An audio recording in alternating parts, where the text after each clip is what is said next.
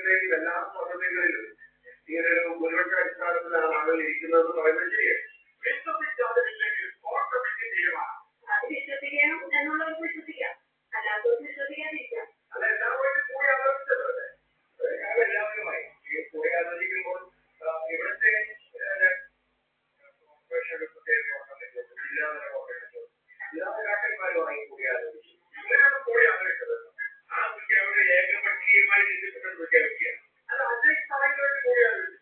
എല്ലാവരുമായി കൂടി ആലോചിച്ചതിന് ശേഷമാണ് കോൺഗ്രസ് സ്വന്തമായിട്ട് പ്രത്യേക ഗ്രൂപ്പ് അത് തീവ്രമായി ഗ്രൂപ്പ് ഒരു നഗ്നതമാണെന്ന കാഴ്ചയാണ് കണ്ടത്.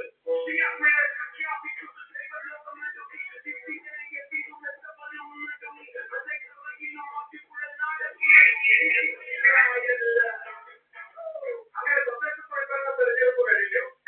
നയ തെരഞ്ഞെടുപ്പ് പൂർത്തിയായതോടുകൂടി കൊച്ചിയിലെ കോൺഗ്രസ് വീണ്ടും ഐക്യം പൊട്ടിത്തെറി. എനിക്ക് പിന്തുണ ഉണ്ടോ എന്ന് അറിയണമെങ്കിൽ അങ്ങനെ രഹസ്യമായിട്ടൊരു പ്രോസസ് നടത്തണമായിരുന്നു. ആളുകൾക്ക് സ്വതന്ത്രമായി അഭിപ്രായം പറയാൻ അവസരം കൊടുക്കണമായിരുന്നു. എന്തിനാണ് അതിനെ ഭയപ്പെട്ടതെന്ന് ഞാനിപ്പോ ആലോചിക്കുകയാണ്. അത് അഭിപ്രായം ചോദിച്ചത് ഞങ്ങളുടെ അഭിപ്രായം ചോദിച്ചു. അത് രണ്ട് വ്യക്തികൾക്ക് മാത്രമേ അറിയുള്ളൂ. ആരൊക്കെയാണ് കൂടുതൽ ആളുകളോട് താല്പര്യമുള്ളത് ആളുകൾ സ്വാഭാവികമായും എല്ലാം പരിഗണിച്ചിട്ട്. പക്ഷെ ആ പരിഗണിച്ചത് കോൺഗ്രസിന്റെ മറ്റു നേതാക്കന്മാർ അറിയില്ല.